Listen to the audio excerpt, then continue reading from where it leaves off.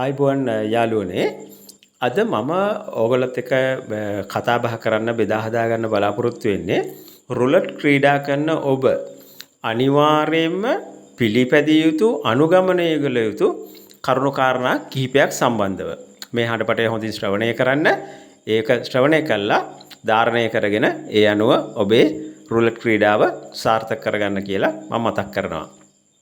පළවෙනි කාරණාව ඔබ රුලට් ක්‍රීඩා කරන්න සූදානම් වෙනවනම් පළවෙනිම වැදගත්ම දේ තමයි අනිවාර්යයෙන්ම ඔබට ඒ සඳහා සුදුසු මානසික තත්ත්වයක් තිබීම අනිවාර්යයි. ඔබට සුදුසු මානසික තත්ත්වයක් තියෙන්න ඕන මේ ක්‍රීඩාවේ යෙදෙනවා නම්. මොකද මම එහෙම කියන්න හේතුව මේ කියන කතාව හොඳට ඔබ ධාරණය කරගන්න. ඔබ දන්නවද ඔබට මොන හරි ප්‍රශ්නයක් තියෙද්දි ඒක ඔබේ පුජ්‍යලික ප්‍රශ්නයක් වෙන්න පුළුවන්, රැකියා ස්ථානයේ ප්‍රශ්නයක් වෙන්න පුළුවන්, ඔබගේ ගෙදර ජීවිතයේ ප්‍රශ්නයක් වෙන්න පුළුවන්, කුමන හෝ ආකාරයක කල්පනා කළ යුතු කාරණයක් ඔබේ මනසේ මොහොතේ තියෙනවා නම් ඒක කල්පනා කරලා ඉවර වෙලා නිදහස් මනසින් මේ වැඩේට යොමු වෙන්න. එහෙම නැතුව නම් මොන හේතුවක් මතවත් එක ප්‍රශ්නයක් ඔළුවේ තියාගෙන කල්පනා කළ යුතු යමක් ඔබේ මනසේ තියාගෙන ඔයා මේ ක්‍රීඩාවට සම්බන්ධ වෙන්න එපා. මේක පටන් ගන්න එපා. මම ඔබට පැහැදිලි කරලා දෙන්නම්. ඔබ හොඳින් කල්පනා කරලා බලන්න. අපි මොනවා හරි දෙයක් කල්පනා කරනකොට අපත් නොදැනීම මේක ඕනෑම මිනිසෙක් ගාව මේ ගති ගුණය තියෙනවා. මේ හැසිරීම තිබෙනවා. අපි මොනවා හරි කල්පනා කරනකොට අපිත් නොදැනම අපේ ශරීරයේ යම් ක්‍රියාකාරකම් සිද්ධ වෙනවා බාහිර වශයෙන්. උදාහරණයක් මම කියන්නම්කෝ කීපයක්ම. හරි. සමහර අය මොනවා හරි කල්පනා කරද්දී ඔළුව කහනවා. සමහර අය නිකට කසනවා වෙන්න පුළුවන්. නිකට අත ගන්නවා වෙන්න පුළුවන්. රැවුල කරකවනවා වෙන්න පුළුවන්. ලොකු රැවුලක් තියෙන කෙනෙක් නම් රැවුල හපනවා වෙන්න පුළුවන්. එහෙම නැත්නම් අසල තියෙන දෙයකට අතින් තට්ටු කරනවා වෙන්න පුළුවන්. කකුලෙන් බිම හාරනවා වෙන්න පුළුවන්. අතේ පෑනක් තියෙනම් කුරුටු ගන්නවා වෙන්න පුළුවන් අරමුණකින් තොරව.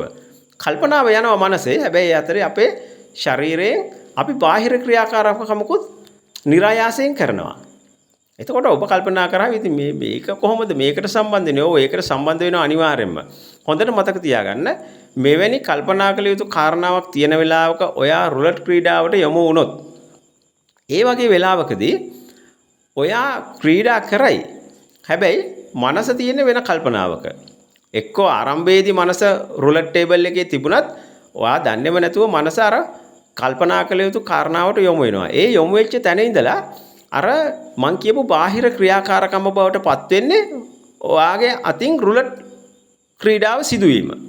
ඒ කියන්නේ අපි හිතමු නියපොත්ත හපනවා වෙන්න පුළුවන්, රැවුල හපනවා වෙන්න පුළුවන්, ඔළුව කහනවා, නිකට කසනවා මොනවා හරි. ඒ අදාළ ක්‍රියාකාරකම බවට નિરાයාසයෙන්ම ඔයාගේ අතින් රුලට් ටේබල් එක මත බෙට් ප්ලේස් වීම කියන එක එතෙන්ට අනුගත වෙනවා.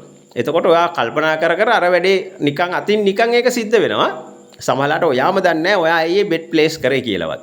සමහරලාට account එක wash වුණාට පස්සේ තමයි කල්පනා කරන්නේ මම මේ මොකද්ද කරේ? අම්මා මාර කේස් එක ගන්නෙ. සල්ලි ටික ඉවරනකම් මම බෙඩ් කරලා තියෙනවානේ. ඔට්ටු තබලා තියෙනවානේ. එතකොට තේරුමක් නැහැ. ප්‍රමාද වැඩි.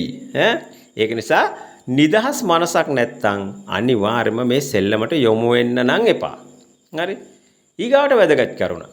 ඔයා මේක ක්‍රීඩා කරද්දී භාවිතා කරන්නේ වෙබ් බ්‍රවුසරයක් නම් අනිවාර්යයෙන්ම ඔබේ පරිගණකයේ වේවා දුරකථනයේ වේවා ටැබ් පරිගණකයේ වේවා අනිවාර්යයෙන්ම Play Store එකට ගිහිල්ලා බලන්න ඔබ භාවිතා කරන වෙබ් බ්‍රවුසරය සඳහා අප්ඩේට් එකක් ඇවිල්ලා තියෙනවද කියලා. යම් හේතුවකින් අප්ඩේට් එකක් ඇවිල්ලා තියෙද්දි ඒ අප්ඩේට් එක ඔයා ගන්නෙ නැතුව ඔයා මේ බ්‍රවුසරය භාවිතා කළොත් ඒ බ්‍රවුසර් එක ඒ වෙලාවේදී ඔබ ඒ ක්‍රීඩා කරන ඒ සර්වර් එකත් එක්ක හරියට සම්බන්ධ වෙන්නේ නැහැ. එතකොට ඔයාට දර්ශනය වෙන්නේ දත්ත වැරදි වෙන්න පුළුවන්. එතකොට ඔයා ප්ලේස් කරන බෙට් වලට සමහරවල් වින් එක හම්බ වෙනවා. ඒක බැලන්ස් එකට එකතු වෙන්නේ නැහැ. එහෙම නැත්නම් කනෙක්ෂන් එරර්ස් එනවා. මෙන්න මේ தත්ත්වය අතිශයින්ම වැදගත්. අනිවාර්යයෙන්ම ඔයා භාවිතා කරන වෙබ් බ්‍රවුසර් එක අප්ඩේට් කර ගැනීම කළ යුතුමයි. හරිද? ඊගාවට ඔබ භාවිතා කරන්නේ පරිගණකයක් වෙන්න පුළුවන්, ටැබ් යන්ත්‍රයක් වෙන්න පුළුවන්, එහෙමත් නැත්නම් ජංගම දුරකථනයේ ස්මාර්ට් දුරකථනයේ වෙන්න පුළුවන්. ස්මාර්ට් දුරකථනය නම් අනිවාර්යයෙන්ම බලන්න බැටරි නිවැරදි අවශ්‍ය ප්‍රමාණයකට ආරෝපණය වෙලා තියෙනවද? ඒ වගේම ඔබ ඔට්ටු තබමින් යන අවස්ථාවේ පැමිණෙන කෝල් එකක් නිසා ඔයාගේ අන්තර්ජාල සම්බන්ධතාවයේ බිඳ වැටීමට හැකිද?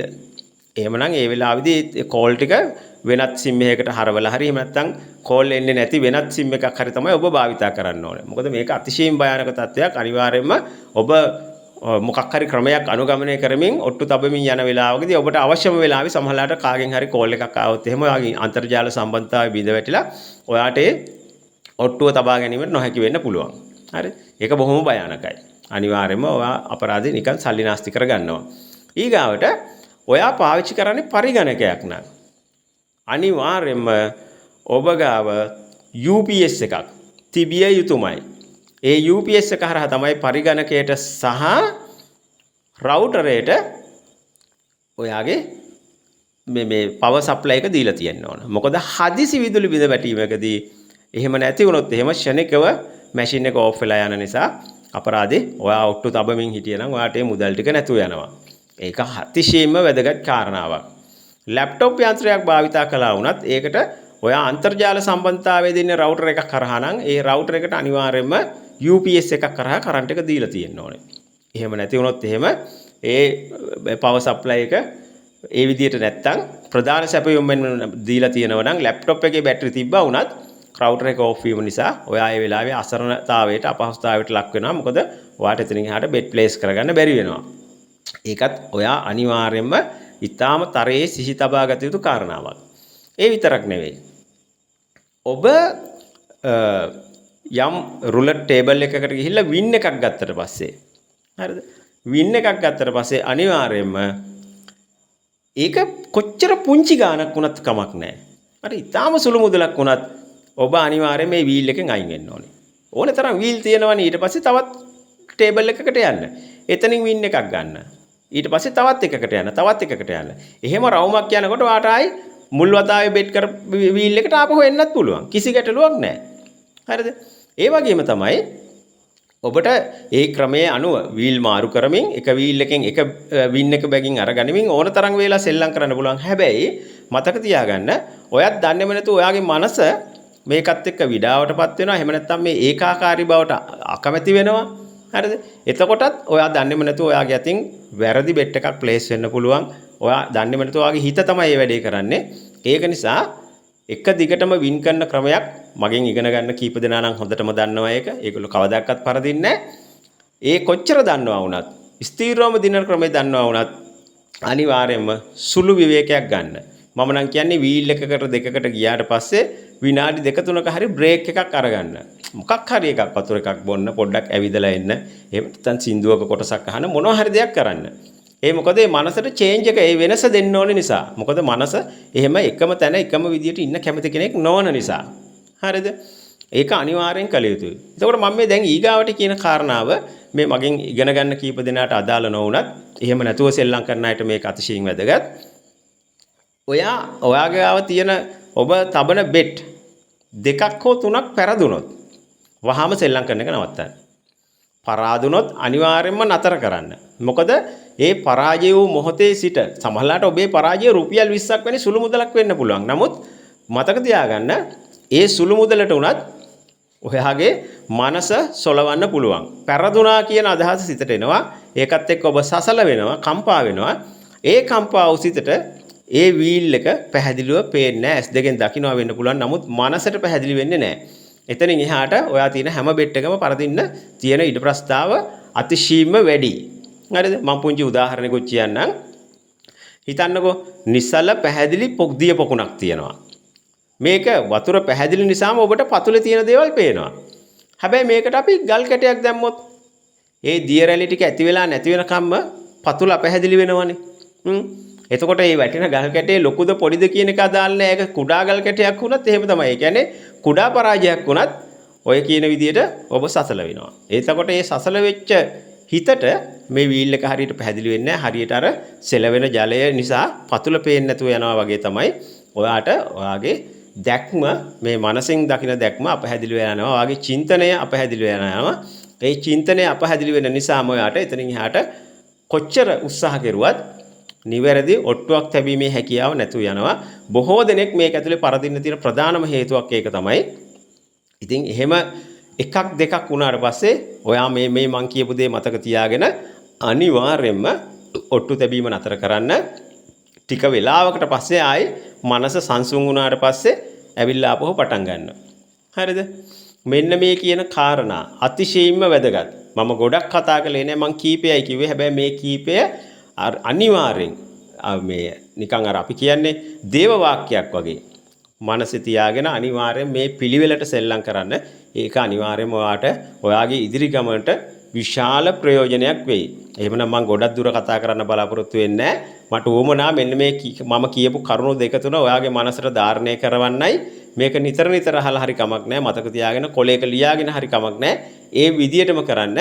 මොකද මේ රුලට් ක්‍රීඩාවේ යෙදෙන ඔබට ඔබේ ඉදිරි ගමනට මේක අතිශයින්ම වැදගත් සහ අත්‍යවශ්‍යයි. ඒ වගේම තවත් අතිශයින්ම වැදගත් කාරණාවක් තමයි ඔබ අනිවාර්යයෙන්ම ක්‍රීඩා කිරීමේදී පෑනක් සහ පොතක් මේ සඳහාම වෙන පොතක් භාවිතා කරන්න. පෑනක් සහ පොතක් ළඟ තබා ගැනීම අනිවාර්යයි. මොකද ඔබ කුමක් හෝ ක්‍රමයක් අනුගමනය කරනවා නම් ඒ අනුගමනය කරන ක්‍රමයට අදාළව ඔබගේ ඇනලයිස් කරන දේවල්. එහෙම නැත්නම් ඔබ නිරීක්ෂණය කරලා විශ්ලේෂණය කරලා ඔබ සටහන් කරගත යුතු කරුණු.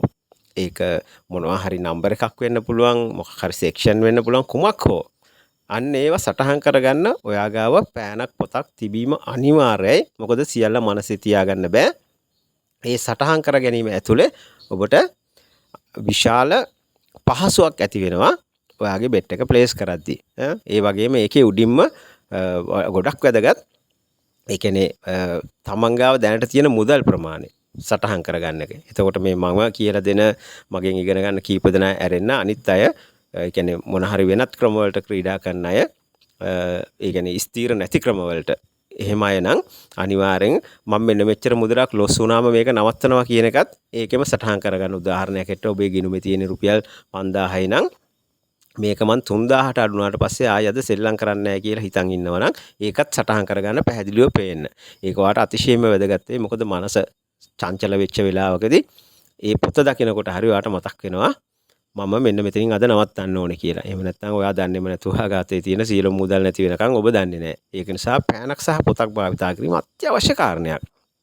එහෙමනම් මම කියපු මෙන්න මේ කාරණා ටික නැවත නැවත ශ්‍රවණය කළා හරි මේවා ධාරණය කරගන්න පොතක ඕනනම් සටහන් කරගෙන මේවා නිතර බලන්න. මේ විදිහට ක්‍රීඩා කරන්න. ඒකෙන් ඔබගේ මේ ක්‍රීඩාව යම් ආකාරයකට සාර්ථක කරගන්න පුළුවන්. මේවා අත්‍යවශ්‍ය කරුණු. මේවා මගහැර ඔබ ක්‍රීඩා කරනවා කියන්නේ ඔබ කොහොමත් අවදානමක තමයි ඉන්නේ.